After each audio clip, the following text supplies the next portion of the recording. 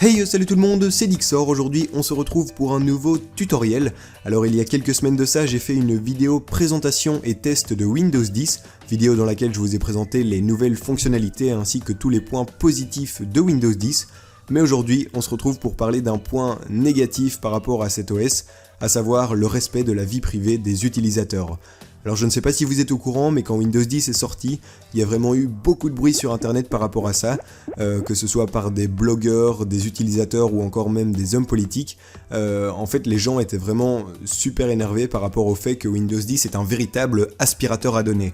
Microsoft va en effet utiliser Windows 10 pour récolter un maximum d'informations sur les utilisateurs, tout ça pour pouvoir revendre nos informations, faire de la publicité ciblée et au final essayer de faire les plus gros bénéfices possibles. Alors perso, je trouve que c'est pas génial et je trouve que la vie privée c'est quand même relativement important, donc il faut essayer de la protéger un minimum. Donc si ça vous intéresse de garder votre vie privée un minimum privé, eh bien n'hésitez pas à suivre cette petite vidéo. Allez, c'est parti! Alors avant de commencer, je tenais quand même à préciser que durant cette vidéo, je vais vous montrer différentes petites astuces, différentes infos au niveau des paramètres, etc. etc. Mais vous n'êtes en aucun cas obligé de respecter tout ce que je vais faire. Donc vous faites vraiment ce que vous avez envie de faire en fonction de votre utilisation de Windows 10. Donc ça, c'est vraiment à vous de voir. Allez, on va tout de suite commencer. Donc premièrement, on va aller dans les paramètres de Windows 10. Donc on va aller ici sur le menu démarrer, ensuite sur paramètres. Et on va directement aller faire un petit tour dans la section la plus importante, à savoir la section ici confidentialité. Tout d'abord, on se retrouve dans le petit onglet général. Comme vous pouvez le voir, il y a vraiment beaucoup d'onglets avec beaucoup de différentes options que l'on peut modifier au niveau de la confidentialité. Et la plupart des gens ont tendance à dire que plus les petits switches ici sont désactivés, plus votre vie privée sera protégée. Mais donc forcément, le but ça va être de désactiver le plus possible de petits switches. Mais le problème c'est que parfois vous allez vous limiter en termes de possibilités puisque parfois certains switches doivent être activés pour pouvoir profiter de certaines fonctionnalités. Alors ici, en général, c'est les plus importantes. C'est celles qu'on va essayer de désactiver un maximum, puisque ici, vous avez par exemple laissé les applications utiliser mon identifiant de publicité. Perso, j'ai pas trop envie que ça se passe, donc je vais désactiver ça. Cette option-ci, vous pouvez également la désactiver si ça vous intéresse. Ici, très important, envoyer à Microsoft des informations sur mon écriture pour favoriser l'optimisation à venir de la frappe et de l'écriture. Clairement, c'est envoyer tout ce que vous écrivez à Microsoft, donc perso, je vais désactiver ça vite fait. Et la dernière petite option, ça va vraiment dépendre de votre utilisation, puisqu'en fait, si vous la laissez activer, ça va vous permettre parfois d'avoir du contenu traduit en français, ce qui peut être sympa si vous avez du mal avec l'anglais. Donc, si ça vous intéresse de la laisser activer, vous pouvez la laisser activer. Alors ensuite, on va passer vite fait au petit onglet emplacement, qui est un onglet très important puisque c'est tout ce qui gère la localisation. Alors dans mon cas, je n'ai pas du tout envie d'être localisé, donc je vais tout simplement désactiver la localisation de cet appareil, comme ça, boum, je ne suis pas localisé.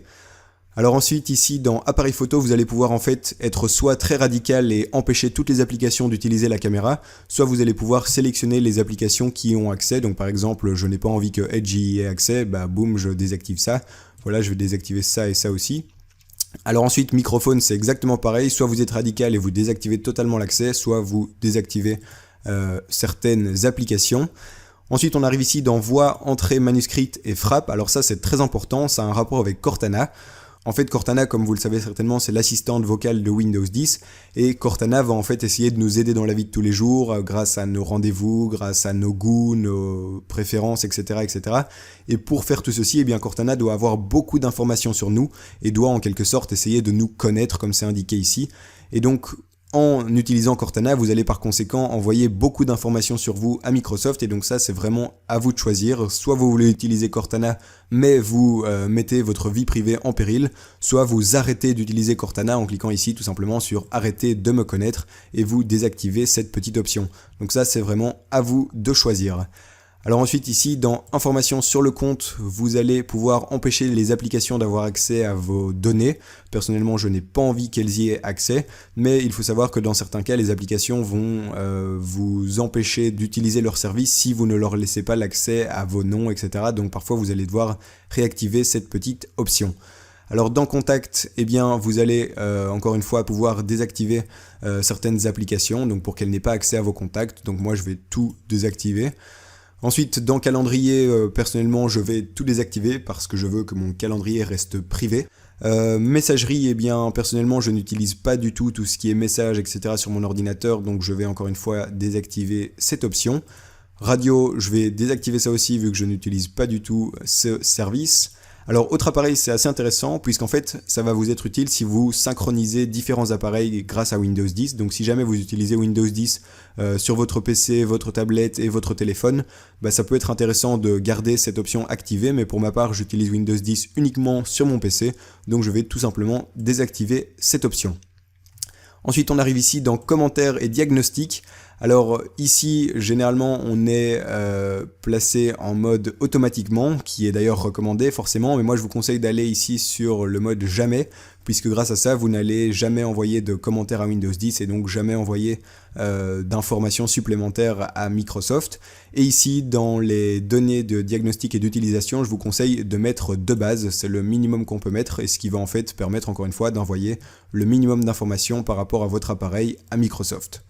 Ensuite, on arrive ici dans applications en arrière-plan qui va tout simplement vous permettre d'empêcher certaines applications de s'exécuter en arrière-plan et donc par conséquent d'encore récolter des informations sur vous sans que vous soyez au courant, les envoyer, etc., etc.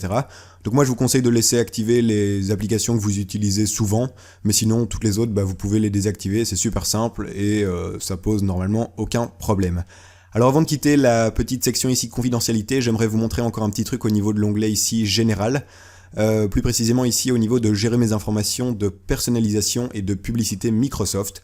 Alors en fait quand vous allez cliquer sur ce lien, votre navigateur par défaut va s'ouvrir. Personnellement mon navigateur par défaut c'est Mozilla Firefox, alors peut-être que vous ce sera Google Chrome ou encore Microsoft Edge. Et en gros ça va vous rediriger vers un lien qui va vous permettre de personnaliser vos annonces Microsoft. En allant ici vous allez pouvoir faire votre choix. Ce qui est assez intéressant et la plupart des gens ne le font pas du tout parce que c'est une option un peu cachée dans les paramètres. Mais en gros ici, comme vous pouvez le voir dans annonces personnalisées dans ce navigateur, vous allez pouvoir en fait désactiver cette option, ce qui fait que vous n'aurez plus d'annonces personnalisées. Je trouve que c'est intéressant et il faut savoir que ce sera le cas uniquement pour ce navigateur. Si jamais vous voulez que ce soit le cas pour tous vos navigateurs, eh bien vous copiez-collez le lien et vous allez faire la même manipulation dans les autres navigateurs. Et ici, si vous êtes connecté à un compte Microsoft, vous pouvez également désactiver les annonces personnalisées par rapport à justement votre compte Microsoft.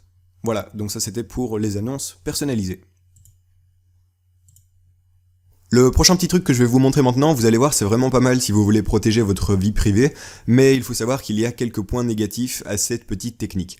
Alors en gros, je vais vous montrer comment passer sur un compte local sur votre ordinateur plutôt que d'utiliser un compte Microsoft. Alors, je m'explique, généralement quand on utilise Windows 10, on se crée un compte Microsoft à l'aide de notre nom, prénom, adresse email et quelques petites informations par-ci par-là. Et en gros, c'est via ce compte Microsoft qu'on va se connecter à chaque fois sur notre ordinateur. C'est grâce à ce compte Microsoft qu'on va utiliser certaines applications sur le Windows Store.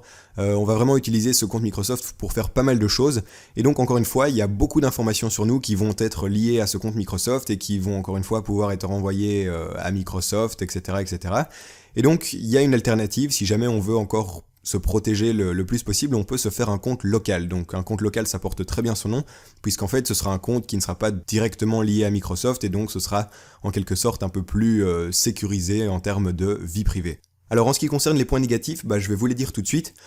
Premièrement, vous ne pourrez plus accéder au Windows Store, donc vous ne pourrez plus télécharger des applications du Windows Store. Vous pourrez toujours utiliser votre ordinateur normalement, mais tout ce qui est applications directement du Windows Store, vous ne pourrez plus les utiliser. Deuxièmement, vous ne pourrez plus utiliser l'outil de synchronisation qui est fourni avec Windows 10, puisque tout simplement vos données ne seront pas envoyées vers le cloud et donc vous ne pourrez pas passer d'un ordinateur à l'autre en gardant tous vos paramètres, et vous ne pourrez pas par exemple synchroniser votre PC avec votre téléphone. Mais donc ça c'est vraiment encore une fois à vous de voir en fonction de votre utilisation de Windows. Et encore un petit point négatif, vous ne pourrez plus utiliser Cortana, puisque pour utiliser Cortana, il faut se connecter à un compte Microsoft pour que toutes nos informations puissent être envoyées. Alors sinon, le gros point positif, il faut en parler, je vous l'ai déjà dit, c'est clairement le fait qu'il y aura beaucoup moins d'informations sur vous qui seront envoyées à Microsoft dans le cloud, etc. Donc voilà, c'est vraiment à vous de choisir en fonction de ce que vous êtes prêt à faire et de la manière dont vous utilisez Windows 10. Alors si vous voulez vous faire un petit compte local, eh bien c'est très simple, vous allez ici sur le menu démarrer, et ensuite vous allez cliquer en fait sur votre compte, qui normalement est un compte Microsoft, puisque si vous voulez vous faire un compte local, c'est que vous venez d'un compte Microsoft, et là vous allez faire modifier les paramètres du compte. Alors il y a une petite fenêtre qui s'ouvre, Et comme vous pouvez le voir ici, moi je me suis fait un compte Microsoft bidon pour faire le petit exemple, et on nous dit clairement que ici j'ai un compte Microsoft puisqu'on me propose de gérer mon compte Microsoft. Mais si on va un peu plus bas, vous pouvez voir ici que Windows nous propose de se connecter avec un compte local. Et donc nous, c'est ce qu'on va faire, on va utiliser un compte local, donc qui sera présent juste sur notre ordinateur, et on va tout simplement faire ça, donc c'est très simple. Ici on nous propose de mettre le mot de passe, donc c'est le mot de passe de notre compte Microsoft, que je vais mettre maintenant. Voilà, suivant. Et ensuite, eh bien, on va tout simplement paramétrer notre compte local, donc encore une fois, notre compte local qui ne sera présent que sur notre ordinateur. Donc on va pouvoir mettre un nom d'utilisateur, vous mettez vraiment ce que vous voulez, pour ma part je vais mettre Dixor, et vous pouvez vous faire un mot de passe si ça vous intéresse, mais vous n'êtes pas obligé. Donc le mot de passe, c'est le mot de passe que vous devrez rentrer à chaque fois que vous voudrez vous connecter à votre ordinateur. Donc voilà, moi je vais pas mettre de mot de passe, je vais juste faire suivant, comme ça je devrais pas m'embêter à mettre un mot de passe à chaque fois. Et bien voilà, je me retrouve donc avec un compte local comme c'est marqué ici. Et ensuite, eh bien, on va tout simplement cliquer ici sur le bouton se déconnecter et terminer, ce qui va justement préparer notre compte local et nous déconnecter de notre compte Microsoft. Et bien voilà, je peux maintenant me reconnecter et comme je n'ai pas mis de mot de passe, eh bien, je me connecte directement.